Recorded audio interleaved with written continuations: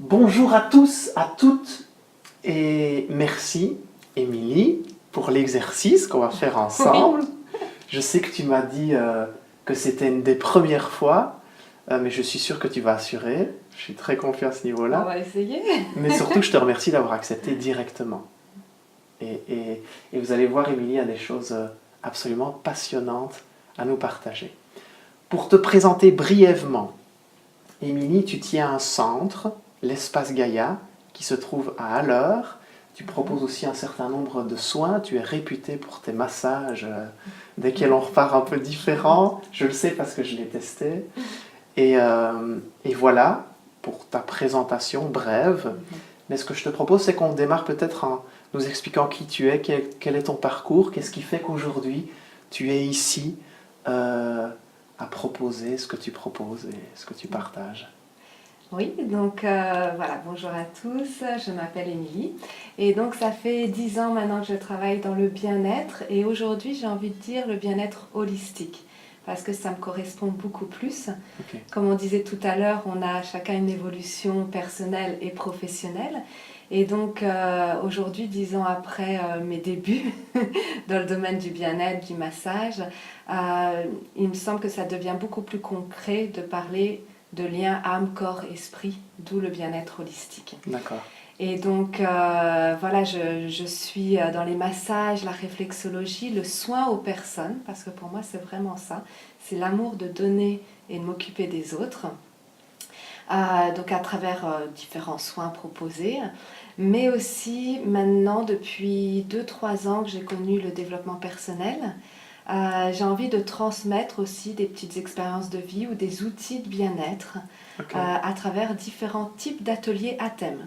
Ok. Et pour ça, je travaille soit seule, où je conçois mes petits ateliers en aromathérapie ou en feng shui. C'est toutes des petites initiations pour monsieur, madame, tout le monde, pour venir passer une après-midi détente. Et après, ils repartent avec des outils à pouvoir appliquer chez eux. D'accord. Ou alors, je travaille avec des partenaires.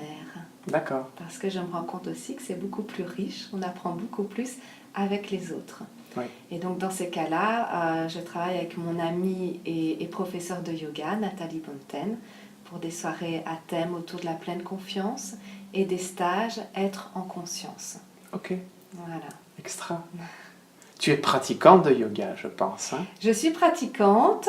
Grâce à Nathalie, elle m'a donné l'envie de pratiquer au quotidien le Ouais. yoga.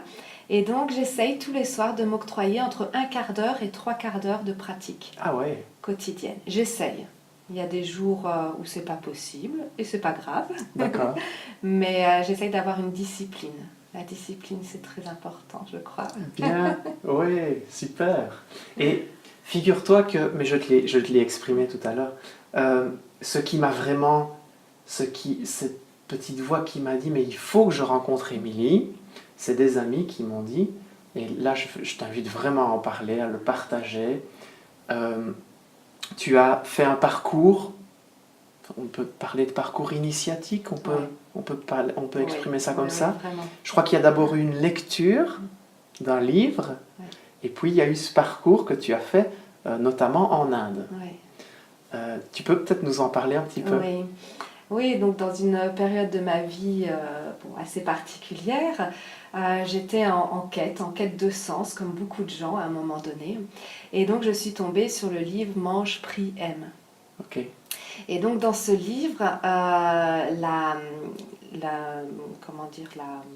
L'auteur? l'auteur, merci, apprend finalement à se réconcilier avec la nourriture en Italie, où elle part vivre 3-4 mois à Rome. Puis ensuite, elle va prier en Inde, dans un ashram. Ouais. Et puis ensuite, elle rencontre l'amour à Bali. Ouais. Et ce livre m'a tellement inspirée, il m'a redonné un nouveau souffle de vie, l'espoir, la confiance en la vie, que j'avais un petit peu perdue à ce moment-là. Et ben voilà, ma vie, mon destin, je n'ai pas voulu absolument suivre les pas de cet auteur, mais ma vie m'a fait me mettre sur sa route, en fait. Okay. Et donc, je suis partie à la rencontre de Rome, là-bas, avec ma fille. J'ai vécu un week-end fantastique vraiment au niveau de la culture romaine, de l'alimentation. Et puis 1 an après, le destin m'a permis, vraiment, c'est un cadeau tombé du ciel, de pouvoir faire 1 mois de formation et de découverte dans le sud de l'Inde. Ok. Chose que 1 an auparavant, jamais j'aurais pensé pouvoir y aller. Pour Ouais. différentes contraintes professionnelles, les responsabilités familiales, etc. et financières. Et puis récemment, voilà, en effet, je suis allée aussi à Bali avec mon amoureux. Ah, chouette. Et finalement, la boucle est bouclée. C'est un voyage vraiment initiatique, mais l'Inde m'a complètement transformée. Et donc l'Inde, au moment où tu pars seule? Oui. Tu pars seule. Oui. Comment ça se passe une journée type là-bas? Complètement différente d'ici. Déjà, on se lève avec une certaine énergie qui vient de la terre-mère, qu'on appelle Gaïa, d'où le nom de mon espace ici, qui vient de là-bas. Et on se couche avec cette énergie-là. Ok. On se lève beaucoup plus tôt parce que ma volonté, c'était aussi de pouvoir suivre une journée type qui est commencer par du yoga avec le lever du soleil. Ensuite, on prend soin de soi pour aller prendre sa douche, déjeuner. Et puis, on peut commencer les formations, puisque la moitié de mon temps était consacré aux formations ayurvédiques. Je suis passionnée de l'ayurveda, qui est la médecine traditionnelle indienne depuis plusieurs années maintenant. D'accord. Mais plus autodidacte. Et là, j'avais besoin, oui, un petit peu de crédibilité dans ma profession. Donc, je me suis dit, je vais faire ça un peu plus formellement, dans une académie pour avoir un diplôme. Enfin, voilà, ce qu'on exige un petit peu plus dans notre société. Et donc après la journée de formation a commencé. Donc moi je me suis orientée. L'Ayurveda, en fait, il y a plusieurs piliers, dont le yoga, le massage et l'hygiène de vie qui reprend l'alimentation. D'accord. Et donc moi je me suis orientée dans les cours de cuisine ayurvédique là-bas. Ok. C'était génial. Extra. Avec tous les cours sont donnés par des médecins ayurvédiques. Ah ouais, super. Ah ouais. Donc là tu pars vraiment à la source en fait. Oui. Complètement. Oui. Et aujourd'hui tu peux le partager dans tes ateliers. Voilà. Extra. C'est un rêve qui se réalise. Ouais. Un des nombreux rêves. Super. Tu reviens de l'Inde, tu as dit transformée, mais réellement cette transformation concrètement, elle se situe où? Elle a ouvert beaucoup de portes. Les portes du possible. Maintenant, le mot impossible ne fait plus du tout partie de mon vocabulaire. Ça a renforcé vraiment une croyance et une confiance en la vie inébranlable. Et j'ai pu rencontrer des personnes exceptionnelles, des personnes que je dirais entre guillemets simples, mais c'est elles qui ont le plus à nous apporter, par des petites conversations autour d'un thé, avec des conversations aussi bien spirituelles que professionnelles que humaines. Et il y a différents thèmes qui ont été abordés là-bas avec des personnes que je ne connaissais pas, que je ne reverrai probablement jamais. Okay. Et ça m'a vraiment touchée au plus profond de mon cœur, de mon âme. Ça m'a transformée et ça a changé la vision de la vie aussi que j'avais. Je suis revenue avec beaucoup plus de légèreté. D'accord. Ouais. Et j'imagine que quand tu fais allusion à ces conversations, tu penses certainement à la conversation dont tu viens de me parler là. Ouais. Tu peux en dire quelques mots? Oui, concernant l'ego par exemple. Oui.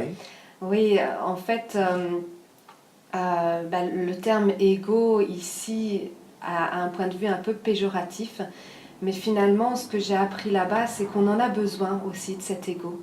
Et c'est comme pour tout, il y a un équilibre à créer. Mais on n'a pas parlé que de ça. C'était aussi la confiance en soi. Ok.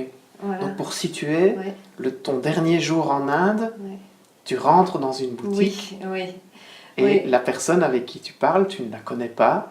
Jamais, non. Elle s'exprime dans un anglais indien. Oui.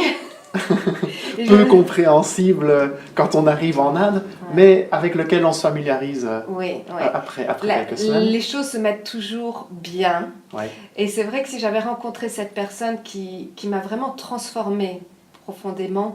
Si j'avais rencontré le premier jour où j'étais arrivée, je crois que je n'aurais rien compris de la conversation. Parce que parler anglais avec un Indien, il faut le temps que le cerveau puisse se faire à cet accent un peu hors du commun. Et donc là, c'est bien tombé puisque je l'ai rencontré le dernier jour. Je rentre dans cette boutique pour faire mes petits achats parce que j'avais envie un petit peu de travailler avec la lithothérapie, donc les pierres. Et je sais que là-bas, ils ont de très belles pierres précieuses. Donc je rentre dans cette boutique et ce monsieur qui m'accueille, le propriétaire de la petite boutique. Et on commence à parler d'une pierre, de l'autre. Et puis ça en arrive sur un sujet de développement personnel, et puis un autre. Et pour finir, j'ai passé une demi-journée à parler autour d'un thé avec ce monsieur. Okay. Et j'ai trouvé ça magnifique. Vraiment. Il a illuminé ma journée, il a illuminé tout le reste du séjour aussi. Et je suis repartie avec de nouvelles idées, avec une nouvelle vision de la vie, rien qu'en discutant et en s'ouvrant finalement à la discussion aussi. Parce que bien souvent on se dit « Oh non, je n'ai pas le temps, je suis juste ici pour regarder ». Non, des fois prenons le temps. Ouais.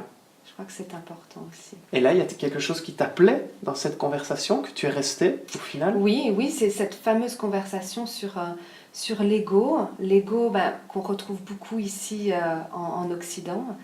Le fait que, oui, souvent, nous, on n'ose pas. On n'ose pas parce qu'on a peur, on a différentes peurs. Et c'est cet homme-là qui, finalement, ne connaît pas la Belgique, ne connaît pas l'Occident, parce que c'est très difficile pour un Indien d'obtenir un visa. Donc, il ne connaît rien, finalement, de notre culture. Et il m'a dit des choses tellement vraies qui ont fait écho à l'intérieur de moi et qui m'ont fait me remettre en question profondément par rapport à cet ego et les peurs de toujours mal faire ou l'auto-sabotage qu'on parlait tout à l'heure aussi. Et je me suis dit, il m'a donné envie de pousser les portes et de laisser justement cet ego qui m'empêchait de réaliser plein de belles choses. Donc son message, c'était de mettre cet ego de côté. Oui. Comment est-ce qu'on pourrait le reconnaître? L'ego? Oui. Comment est-ce que tu arrives aujourd'hui à le mettre de côté? Parce que c'est vrai que c'est quelque chose de fondamental. Ouais. Je viens de terminer un livre de Laurent Gounel, je ne sais pas si tu connais. Oui, très bien. Découvre le trésor qui est en toi. Oui. Et il parle bien de cet ego-là. Mais si on devait donner une petite piste pour ceux qui nous regardent, de se dire, tiens, cet ego, quand il pointe le bout de son nez, et il peut être là vraiment souvent, comment est-ce qu'on peut le reconnaître et en prendre un peu distance? Et déjà, je crois que d'une personne à l'autre, il peut être différent. Il y a différentes intensités aussi d'ego. Parce qu'un ami thérapeute m'a dit que l'ego pouvait être bénéfique aussi. À la base, c'est un petit peu comme le stress. Ça peut être un instinct de survie aussi. Donc cet ego-là, on en a besoin au quotidien aussi. Mais après, c'est comme pour tout. Il ne faut pas qu'il devienne démesuré dans l'excès. Et donc, je pense qu'il peut être dans l'excès quand, par exemple, on veut se faire passer en priorité avant les autres. D'accord. Et des fois, on pense qu'on veut bien faire une action, mais si on réfléchit vraiment à l'intérieur de nous-mêmes, est-ce que c'est vraiment pour l'autre qu'on le fait ou est-ce que c'est pour se mettre en valeur soi-même? D'accord. Voilà. Là, ce qu'on est en train de faire, finalement, c'est parler de moi. Et c'est ce que j'ai essayé de mettre un petit peu de côté. Justement parce que j'ai réalisé beaucoup de choses que j'avais tendance, des fois, à me mettre peut-être un petit peu trop en avant. Ou quand on a une connaissance, on est fier. On est fier de la partager, cette connaissance. Mais finalement, ce monsieur-là m'a ouvert les yeux sur le fait que écouter l'autre, on en apprend beaucoup, beaucoup plus et c'est beaucoup plus riche aussi. Et donc, comment le reconnaître, cet ego? C'est peut-être quand on commence à vouloir se mettre un peu trop en avant. C'est aussi de la métacognition, on se rend compte aussi de ce qu'on fait, de ses connaissances, pouvoir réadapter. Et peut-être se dire, non, je me calme, je m'ancre un peu plus et je m'ouvre plus à l'autre. D'accord. Donc j'ai une orientation beaucoup plus altruiste depuis ce voyage. Mais j'ai encore un long chemin à faire. Tous les jours, on travaille dessus. Oui, donc c'est vraiment le fait de se mettre un peu en introspection, faire une pause et de se dire, tiens, le comportement que j'ai là, qu'est-ce qu'il veut dire? Voilà. Ok. Est-ce qu'il me sert plus moi ou plus les autres? L'autoréflexion, oui, Okay. sur son comportement. C'est un des outils D'accord, je pense. En tout cas, moi qui me sert bien au quotidien. d'accord. Ce qui est bien, c'est que la vie, tous les jours, elle nous donne l'opportunité de s'améliorer et d'évoluer. Comme on Ouais. disait tout à l'heure, pour moi, le but principal, notre mission première sur Terre, c'est l'évolution. Ouais. Voilà, notre corps évolue, notre cerveau évolue et notre âme évolue aussi. Voilà, c'est Super. notre mission sur Terre. Ce que tu es en train de faire, Émilie, de parler de toi, même si à l'intérieur ça doit donner certaines distorsions, l'ego, etc. Il y a un Je temps suis pour sûr, tout. oui, je suis sûr que c'est fondamental parce que, comme tu l'expliquais avec ce monsieur en Inde, avec qui tu as une discussion qui, au final, change le cours de ta vie, Ouais. je suis persuadé que des personnes qui nous regardent, d'écouter ce que tu as à transmettre, à partager, ça peut faire écho en eux et quelque part bouleverser certaines choses dans leur vie. Donc vois plutôt ça comme un partage. Oui, voilà, vois je l'accueille. Ok, Voilà, merci. extra, extra.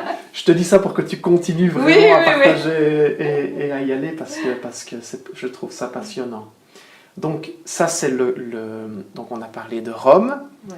de l'Inde, Ouais. ce mois en Inde avec ces rencontres bouleversantes. Et puis alors Bali, La surprise. ouais. Bali avec voilà, un petit bébé dans le ventre. Oui, félicitations, Donc là, on oui. est trois pour cette interview Voilà, oui, en ah oui, fait. oui, il est bien présent. Et donc oui, Bali, encore une fois, quand je parlais des rêves tout à l'heure, là, je te disais aussi tout à l'heure que j'étais la preuve vivante que tous les rêves peuvent vraiment devenir réalité. Il faut pas perdre la foi, il faut s'y Ouais. accrocher, être convaincu. Parce que jamais j'aurais pensé que la même année, je parte en début d'année en Inde, où j'étais voilà, célibataire à l'époque, en recherche beaucoup de développement personnel. Tout était centré, bien sûr quand on est maman, les enfants ont une place importante, mais sur ma vie professionnelle. J'avais vraiment envie de concrétiser certains rêves professionnels et je savais qu'en Inde, voilà, ce voyage initiatique allait m'ouvrir des portes, de l'inspiration. Et en effet, et justement en fin d'année, retourner en Asie, on va dire, là où c'est très inspirant pour moi parce que la Terre là-bas a une énergie toute particulière, ça vibre très fort. Ah, tu me donnes envie d'y aller. Là. Ah oui, mais je recommande à tout le monde vraiment d'aller dans cette partie du monde, en tout cas pour toutes les personnes en quête de spiritualité. Okay. C'est l'endroit rêvé. Et donc retourner à Bali dans un tout autre contexte de vie. En quelques mois, c'est incroyable comme ma vie a évolué dans le bon sens. Tous les panneaux des rêves que j'avais fait, mes livres de projet où j'avais écrit tout ce qui me venait vraiment du cœur, dans ma tête, dans mon cœur. Quand tu dis panneau des Ouais. rêves, moi je connais le terme, Ouais. mais peut-être qu'il y en a qui ne connaissent Ouais. pas. Donc c'est un panneau où tu notes et tu mets des images, etc. Beaucoup d'images. De ce à quoi tu Ouais. aspires. Voilà, tout ça. Et je le fais selon le modèle du Feng Shui, avec les 8 domaines de la vie. Ok. Voilà. Et là, j'organise aussi des ateliers pour permettre aux gens de créer leurs propres panneaux. Ah, super. Parce que c'est vrai que des fois, chez soi, on ne prend pas le temps de Ouais. ça. Donc au moins, on s'offre une parenthèse pour un petit atelier. Et encore une fois, c'est un outil qu'on peut ramener extra. chez soi. Et donc il y a 8 domaines. Ah, mais je viendrai Ouais. certainement Voilà. voir comment tu fais ça parce que c'est extrêmement puissant Oui. comme méthode. La visualisation. Oui. C'est incroyable. Et moi, j'ai réalisé, en fait, quand je refais une petite parenthèse, mais quand j'ai commencé mon histoire du développement personnel il y a environ 3-4 ans, j'ai commencé par faire la liste de 50 rêves. On m'avait demandé de faire ma liste de 50 rêves. Pour moi, c'était infaisable. 50 rêves, où est-ce que j'allais les pêcher? Ouais. Et le plus dur, ça a été les 5 premiers, puis après, je me suis complètement lâchée. Je me suis imaginée vraiment avec une baguette magique, et je me suis dit, allez, on y va, on rêve sur papier, et puis on verra bien. Et je me rends compte qu'il y a la moitié qui a été réalisée en 3 ans. Waouh, super. Mais voilà, à partir de là, le premier acte que j'ai posé avec mon crayon, qui était tenu dans ma main, sur mon papier, il y a eu quelque chose qui s'est inscrit, un message qui a été envoyé à la vie. Ok. Voilà. Et donc ça, si je comprends bien, c'est ta première expérience vraiment de démarrage Oui. dans le développement Oui, personnel. Tu as cette commencé liste. par Ouais. ça. Les rêves. Ok, Et depuis, ça ne m'a plus jamais lâché finalement. d'accord. J'ai continué le développement personnel toute ma quête, mais toujours en lien avec mes rêves. Parce que je ne sais plus qui disait, tout commence par un rêve. Ouais, Et c'est vrai. c'est vrai. Voilà.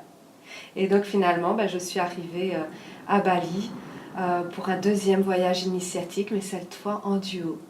Ok. Voilà, et la boucle a été bouclée, c'était merveilleux. Un voyage qui s'est fait en last minute, vraiment du jour au lendemain. Et j'étais enceinte de 2 mois. Et là, je savais que par après ma grossesse, qui n'est pas facile, on va dire, je savais que je n'aurais plus l'occasion de voyager pendant plusieurs mois. Ok. Et donc, mon compagnon m'a dit, écoute, c'est le moment ou jamais, on y va.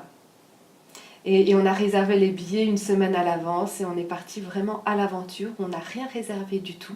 On avait juste notre billet d'avion. Et on s'est dit, là-bas, on va se laisser porter. Et on a fait tout le tour de l'Inde, de Bali du Sud, en rencontrant des gens formidables. On a vécu aussi une expérience de couple assez puissante, parce que se retrouver à l'autre bout du monde comme ça, à deux, alors que moi j'avais l'habitude de voyager toute seule, Ouais. aussi c'était une très belle expérience personnelle. Ouais, chouette. Voilà.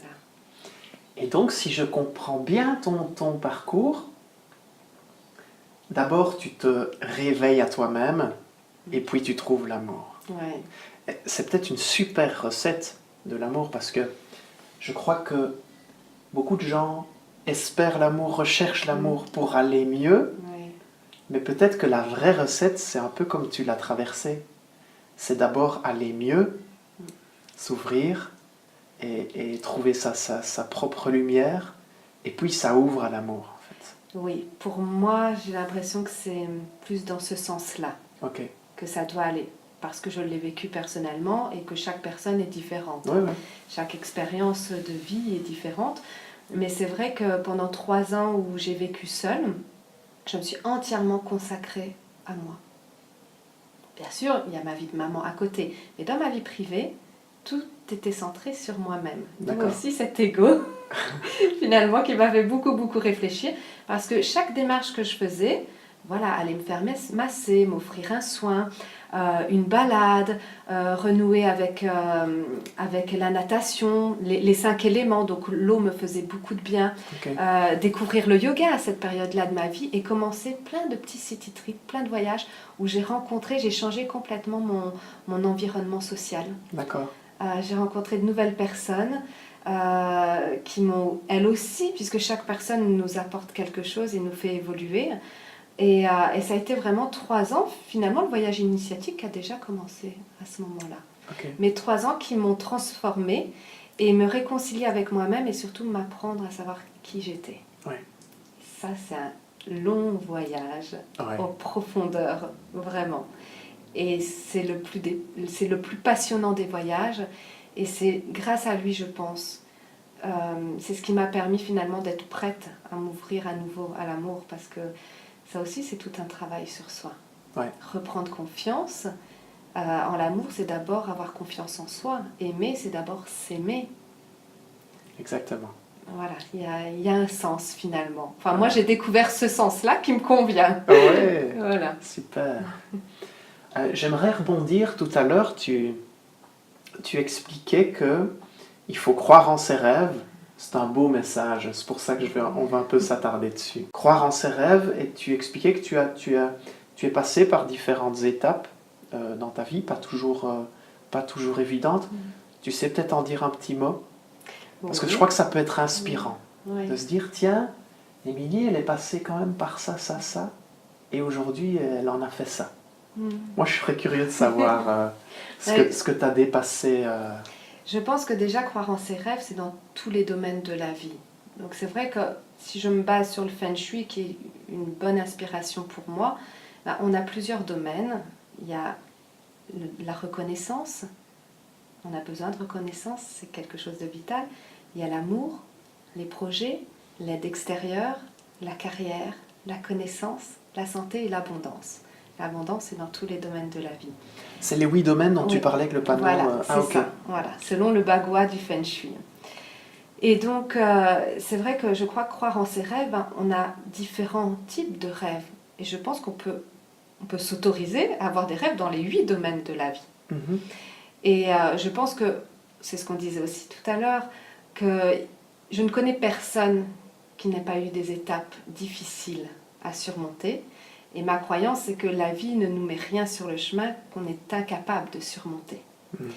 Donc moi, mon moteur, ça a toujours été la foi en la vie. Et me dire, bah oui, c'est vrai que c'est difficile pour le moment, même avant de commencer le développement personnel, parce que j'ai perdu un bébé aussi. Donc là, c'est ma 4e grossesse. Et c'est vrai que quand on perd un petit bout comme ça, qui n'a qu'une semaine de vie, on se dit, mais il y a tout qui s'effondre. Il y a complètement tout qui s'effondre, il n'y a plus rien qui est important. Et finalement, ben, moi, ce petit bonhomme-là, qui est arrivé pendant une semaine, m'a appris énormément de choses. Il m'a appris le courage, il m'a appris l'affection, il m'a appris à donner et il m'a appris à être maman. Okay. Et je sais, tout a commencé, enfin, principalement par lui. C'est le premier enfant que tu as eu en fait. Ouais. Ok, d'accord. Et c'est grâce à lui que j'ai pu finalement devenir une maman épanouie, même si je travaille sur mon rôle de maman tous les jours, c'est pas évident. Oui. C'est le plus dur des métiers. C'est réel. C'est pour ça que je m'adresse à toutes les mamans et à tous les papas. Je sais, ce n'est pas facile, mais c'est épanouissant. Et là aussi, il faut avoir foi en soi. On fait toujours de son mieux. On ne fait pas toujours le mieux, mais on fait de son mieux. Et ça, c'est le plus important. Et donc, cette première étape de la vie m'a vraiment montré qu'avec la foi, la patience aussi, finalement, on réalise ses rêves. Parce que moi qui ne voulais pas être maman, finalement, j'ai eu cette envie vers 25 ans. Et je ne me voyais pas du tout avec des enfants. Pas du tout. Moi, je me voyais vraiment comme un pigeon voyageur à vivre un mois dans tel pays et faire le tour du monde tout le temps. Et finalement, la vie nous met sur un autre chemin que j'ai accueilli les bras ouverts. Et donc, finalement, je me suis dit, mais est-ce que ça va être possible pour moi d'avoir d'autres enfants ? Donc ça a été beaucoup de remises en question, mais toujours cette foi qui m'a raccrochée à tout, vraiment. Et donc finalement, après j'ai eu ma fille, mon fils, et puis ce petit baby bulle là qui grandit. C'est un garçon, fille ? Oh, surprise. Ah, surprise. Ouais, voilà. On verra bien. Toi-même, tu ne le sais pas ? Non. Ah ouais, voilà. Ok. Ma belle-sœur avait fait la même chose. Magique. Pour le premier, il ne voulait pas savoir. Et c'est vrai que ça avait quelque chose d'assez magique. Ouais. Ok. Donc voilà, ça c'est vrai que ça a été une première étape qui m'a ouvert les yeux sur le fait que la vie, c'est pas toujours évident. Mais on surmonte. On surmonte tout et on arrive même, on réussit à parler de certaines périodes de vie qui ont été extrêmement douloureuses parce que quand on vit ce genre d'épreuve, on a l'impression d'avoir un trou à l'intérieur de soi. On se sent complètement vide parce qu'on perd la chair de sa chair. Et donc, c'est vrai que ça, c'est quelque chose d'assez puissant. Et pour finir, ça devient une force aussi. Et je ne vais pas dire un moteur de vie, mais ça peut apporter de la lumière et le soleil au quotidien. Okay. Parce que moi, aujourd'hui, mes enfants savent qu'ils ont eu un grand frère. Et ça, c'est vraiment important. Et il fait partie de la famille. Et voilà, je trouve que c'est très très important. Jamais j'aurais pu imaginer pouvoir en parler comme ça des années après. Ah ouais, donc merci ça, pour ce partage. Émilie, c'est un beau message en plus que tu transmets là. Comment est-ce que dans des moments de grandes difficultés comme celle-là, parce qu'on en discutait aussi tout à l'heure, on rencontre tous des moments de difficulté à des degrés divers, et puis certaines choses peuvent paraître comme moins difficiles que d'autres de l'extérieur, mais on a chacun une sensibilité et on peut vivre des choses qui paraissent moins difficiles de façon extrêmement compliquée. Comment dans ces cas-là, toi qui es passé par là, on garde cette foi ? Je pense que l'entourage nous aide. Donc il y a quelque chose qui se passe à l'intérieur de nous, qui grandit, mais c'est grâce à l'amour qu'on reçoit aussi autour de soi. Ne pas se priver de cet amour. Donc être bien entouré. Oui, moi ça m'a beaucoup aidée. Et bien entouré, c'est pas forcément être entouré physiquement. C'est que j'ai senti vraiment beaucoup de bienveillance autour de moi. Et je crois que rien que pour ça, Puis bon, il y a cet amour de la vie que j'ai toujours eu. Je suis née avec ça, je crois. J'aime la vie, je suis passionnée de la vie. Et donc je me suis dit, je ne peux pas tourner le dos à la vie. Parce que je sais que la vie me réserve encore beaucoup de choses et que j'ai d'autres choses à accomplir, d'autres enfants, même si je doutais beaucoup de mes capacités en tant que maman, puisqu'on me l'avait retiré. Ouais. Donc là, il a fallu que je reprenne confiance en moi. Ok. Vraiment. Mais l'amour, ne pas se couper de l'amour. Oui. Ça, c'est... Et alors, tu expliquais aussi ne pas avoir peur de téléphoner à quelqu'un. Oui. De vraiment, dans ces moments-là où on a envie de se refermer, Ouais. de s'ouvrir. Tout à fait. C'est un réflexe qu'on a, où on se dit, on a envie de fermer tous les volets, couper le téléphone et rester tout seul, et finalement passer ses journées à pleurer. Mais ça n'apporte rien. Concrètement, ça n'apporte rien. C'est pas ça qui va nous faire se sortir de cette situation, même si, comme on disait, on a le droit de crier, on a le droit d'être en colère, parce qu'on est humain. Donc tous ces sentiments-là, ils font partie de nous. Mais c'est bien de pouvoir avoir ce réflexe de dire, voilà, on a des personnes bienveillantes autour de nous. Et si moi je pouvais apporter mon aide bienveillante, mon écoute à mon ami, à mon frère, à ma mère, je le ferai avec plaisir. Donc je me suis dit, mais ces personnes-là, finalement, elles sont là aussi pour ça. C'est leur rôle. Ouais. Puisqu'on vit tous en communauté, on a tous besoin les uns des autres. Tout seul, on ne va pas bien loin. Exact. Voilà. Ouais, super. Merci, Émilie. Et donc, on a un peu parcouru ta vie, certaines expériences, comment tu les as dépassées.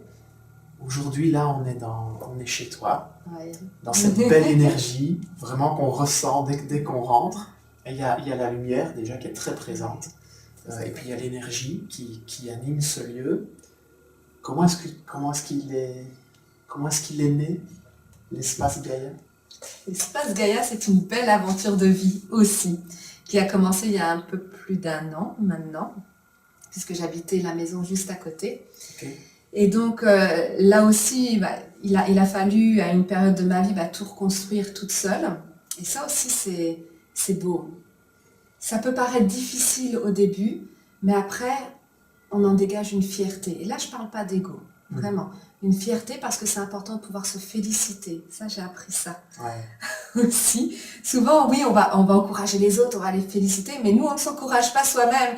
Et on ne se prend jamais dans nos bras, on ne s'accorde pas tout ce soin, finalement. Ouais. Donc ça, la vie m'a appris à être fière des petits pas que j'ai faits, ou grands pas.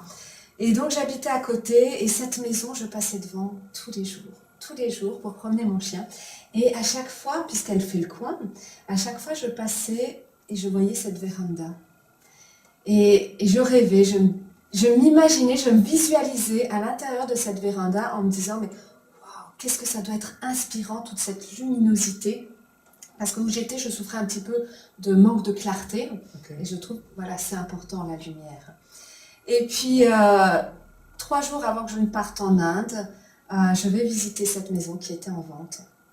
Et là, je me dis, voilà, si elle est toujours là quand je reviens, ce sera pour moi. Et j'essaierai d'entreprendre les démarches parce qu'il y a eu vraiment un appel. J'ai senti que cette maison avait besoin qu'on lui redonne son âme. Elle se mourait. Elle était toute seule. Ça faisait 1 an et demi qu'elle était presque inhabitée.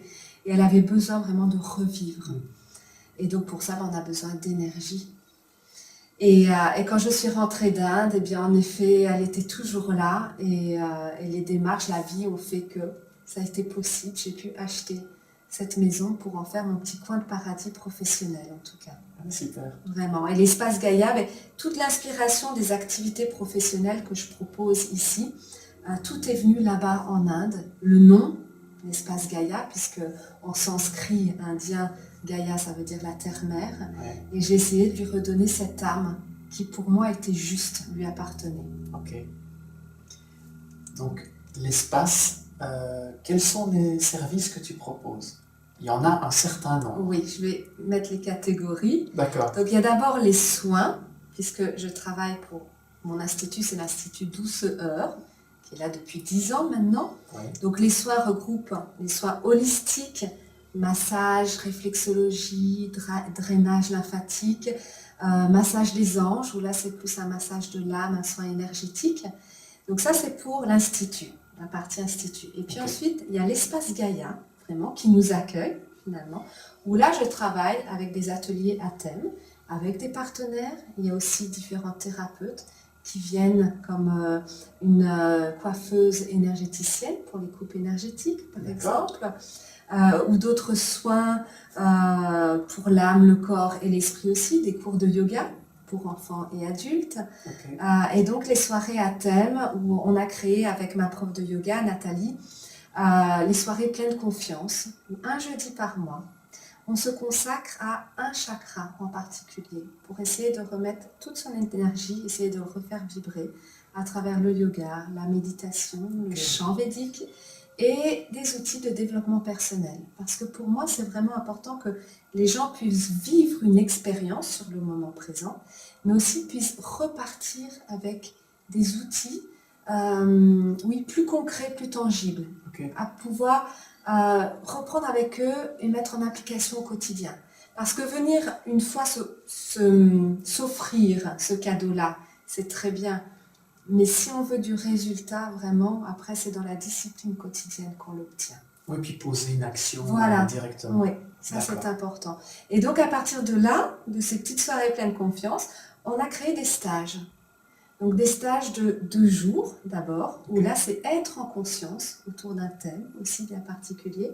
Ce qui est important, c'est que le fait de prendre soin de son âme, de son corps et de son esprit, ça passe aussi par l'alimentation. Et donc, on cuisine toujours un plat ayurvédique, qui est une cuisine thérapeutique. D'accord. Et donc, comme ça, les personnes peuvent aussi repartir avec des idées de recettes pour faire du bien à leur corps. C'est important. Et donc, il y a aussi un atelier cuisine ayurvédique que tu donnes. Voilà, oui, aussi. La cuisine ayurvédique, comment est-ce qu'on peut la définir pour quelqu'un qui ne connaîtrait pas la cuisine ayurvédique, pour moi, comme je l'ai dit, elle est thérapeutique. On va jouer beaucoup sur les épices en fonction de ses doshas. Et un dosha, c'est un tempérament de base.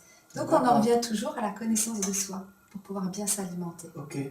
En fonction de son dosha, il y a des épices qui sont meilleures que d'autres. Oui. Et donc, on va les privilégier. Voilà. Le but est toujours de retrouver un équilibre. D'accord. Voilà. C'est le but de l'Ayurveda. Super. Et donc, on a créé ces ateliers, être en conscience. Et à partir de là, on a grandi un petit peu. Donc, on y va vraiment à chaque fois, étape par étape. On suit notre chemin pour partager nos connaissances. Le but, c'est vraiment donner. Donc, tout ce que Nathalie a appris en Inde, parce qu'elle a été aussi faire ses stages de prof de yoga en Inde, tout ce que moi, j'ai pu acquérir aussi durant ces années, on a envie de transmettre aux gens. Après, chaque personne prenne ce qui est bon de prendre pour eux, au moment où ils vivent l'expérience. D'accord. Voilà. Et le but ultime, ce sera d'organiser les voyages holistiques.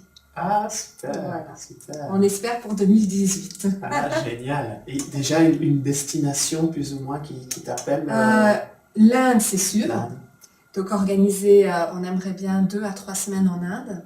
Mais ça, il faut voir par rapport à la vie privée, aussi pouvoir tout concilier. Et le but, c'est toujours pouvoir apprendre, donc une formation de base. Il y a vivre l'expérience. Et puis aussi des moments de reconnexion à soi-même. Parce que le but ultime, je pense, c'est toujours pouvoir aller un peu plus en profondeur pour savoir réellement qui on est. À partir du moment où on sait qui on est, alors on peut poser des actions, prendre un chemin. Voilà. Mais je pense que c'est la source. C'est la base. Ouais. C'est vrai. Voilà. Donc, qui peut venir à ta rencontre? Toute personne désireuse de prendre soin d'elle-même et de découvrir tes mains et tes massages. Oui. Après, il y a tout ce qui est soirée, atelier, Voilà. autour pleine confiance. Les week-ends aussi que vous organisez avec Nathalie, c'est ça? C'est ça. Les ateliers de cuisine ayurvédique. Donc voilà, tout ça, c'est avec Benoît aussi, donc on est à 2. Parce que, voilà, ma philosophie, c'est de travailler de plus en plus en partenariat. Aussi, ça, c'est très important. Parce que les énergies sont complémentaires. Et donc forcément, on rayonne beaucoup plus. Oui, c'est vrai. Voilà, donc ça pour la cuisine, c'est avec Benoît qui lui est beaucoup plus expérimenté que moi en Ayurveda. Ça fait une 10aine d'années qu'il va souvent là-bas, en Inde pour se former et c'est un as en cuisine. Donc en même temps, voilà, on échange nos recettes, mais il m'apprend beaucoup aussi. Super. On apprend beaucoup les uns des autres. C'est vrai. Ouais. Pour te retrouver, Oui, tu as une page Facebook. oui. Ok. Donc on va mettre le lien sous cette vidéo. Et cette page Facebook, c'est quoi? C'est Espace Gaïa? C'est l'espace Gaïa. Oui. Ok, Voilà. d'accord. Et là est repris tous tes services. Tous les événements, les activités, les soins, tout est repris au fur et à mesure. Quand on organise un petit événement, on met une petite vidéo, des petites photos, comme ça les gens, c'est un peu Ok. plus vivant. Ils peuvent voir comment ça s'est passé, parce qu'il y en a qui ne sont pas disponibles pour tel ou tel jour, et à ce moment-là, ils nous rejoindront dans l'aventure par après, mais comme ça leur donne une petite idée. Voilà. Extra. Est-ce qu'il y a... J'adore les citations. J'ai cru comprendre que tu appréciais aussi les Oui, citations. beaucoup, ça m'inspire. Est-ce qu'il y a une en particulier qui t'accompagne? Il y en a deux. Ok. La première, qui a été vraiment un moteur, c'est une citation que beaucoup de gens connaissent de Walt Disney qui dit « Tous les rêves peuvent devenir réalité, encore faut-il avoir le courage de les poursuivre. » Ouais. Ça a été mon moteur de départ. Ok. Et la deuxième, qui est plus en lien avec l'Ayurveda, puisque c'est un dicton indien qui dit « Prends soin de ton corps pour que ton âme ait envie d'y rester. » Ah oui. Voilà. Et ça me fait vraiment vibrer à l'intérieur de moi. Ah, extra. Extra. Et tous les jours, je pense que j'ai ce dicton en tête. Bien. Voilà. Bon, super. Merci, Émilie. Je pense qu'on a un peu fait le tour. Hein. Oui. Il y a quelque chose que tu voulais encore exprimer? Non, je pense que le message principal, c'est vraiment de croire en vous. Ça, c'est vraiment très, très important. Ne jamais douter de soi. Personne ne peut plus croire en vous que vous-même. Et de ne jamais, jamais, jamais abandonner. Non. Ça en vaut la peine. Il y a plein de belles choses derrière les mauvaises qui peuvent apparaître après. Et on dit toujours qu'il y a toujours le soleil derrière les nuages. Donc, Complètement. voilà. Il faut juste prendre patience et toujours cette confiance inébranlable en la vie. Elle est là pour nous, elle sait très bien ce qui est bon pour nous. Voilà, il ne faut pas lui tourner le dos. Super. Merci pour nous avoir partagé une partie de ce soleil qui t'habite. Et tu as fait ça, je trouve, en toute authenticité, en toute humilité. Merci. Donc voilà, un grand merci à toi. Merci beaucoup et namasté à tous. Oui.